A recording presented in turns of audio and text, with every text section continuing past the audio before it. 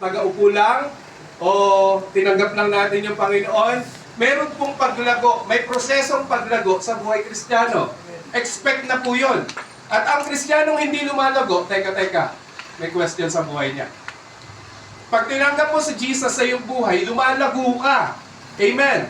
Nag-i-improve ka, lumalalim ka sa pananampalataya mo. Amen. At inaasahan na tayo'y handang magpadisiplina. Tingnan mo yung katabi at taasan mo yan ng kilay. Handa dapat magpadisiplina. Handang mabago. Amen. Open po ba tayo na mabago tayo? Amen. Alam niyo po, marami kasi tayong mga maling ginagawa, mga maling pananaw at prinsipyo sa buhay. Amen?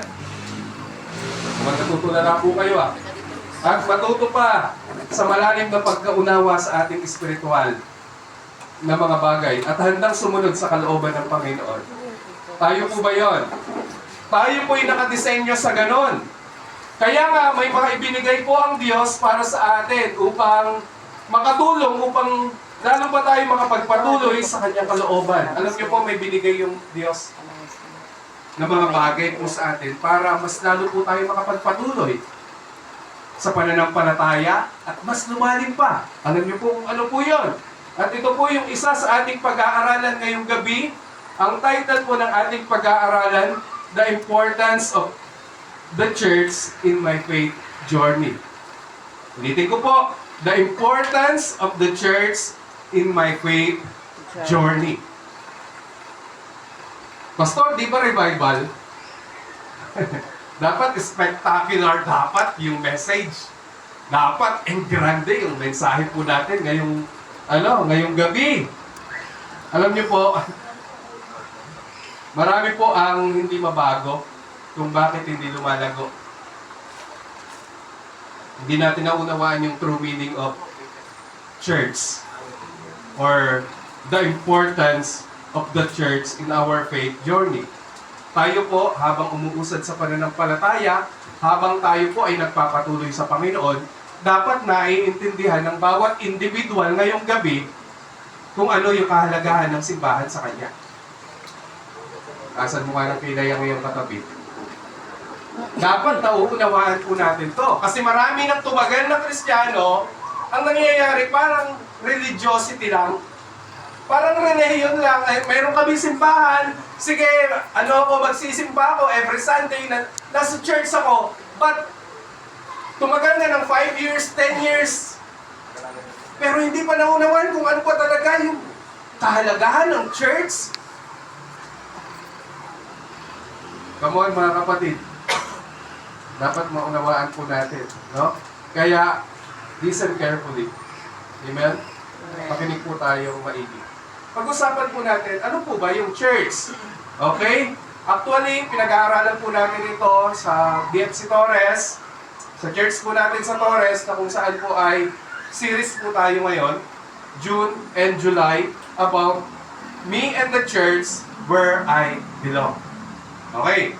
Tayo po ay kabilang sa Iglesia ng Panginoon. Kayo po ba'y naniniwala doon? Amen. We are the church. Ang Greek word po ng church ay ecclesia. Okay? Yung design po, hindi mahaba, ecclesia. Mamaya nyo na po tatawanan yan pag uwi po ninyo. Meaning, an assembly or called out ones. Ulitin ko po ang meaning po ng church ay hindi tong bahay-sambahan na nakikita po natin, na may kahoy, na may yero. Hindi po yan yung tunay na church. Ang tunay na church ay ano po? Tayo. An assembly. Called out once. Ang sabi po rito, theologically, it refers to a community of believers. Asan yung church? Nasaan po? Pakituro. Yung katabi mo. Tayo po, we are the church. Amen?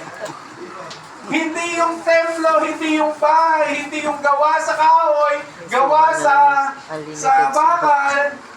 Hindi po yun. Tayo po. Tayo po ang tunay na simbahan. Pag dumating po ang Panginoon, pupunin niya yung church Yung bride niya, walang iba kundi tayo po. Hindi dadalhin sa langit itong yero. Aba, may flying, Yero. flying house. Diba? Hindi po yun. Ang kukunin ng Diyos, tayo. Kaya tingnan nyo na po ang inyong katabi. Alam nyo po, makakasama nyo yan sa langit. Amen. Dito sa lupa, magkakasama tayo, pero sa langit, magkakasama pa rin tayo. Amen? So, ang sabi po, called out of the worldly system, belong to God and fulfill a specific purpose. Yun pala po yung meaning ng church. Tayo po pala ay inihiwalay, ibinukod sa mundo. Kasi iba po yung sistema ng mundo. Di ba?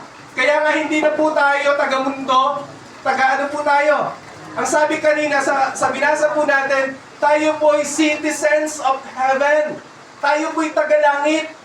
Kaya nga may mga bagay na hindi na natin pinakikisamahan o nakikiisa sa mundo kasi hindi po tayo taga-mundo. Nagets po ba ninyo? Yun po yung true meaning of the church.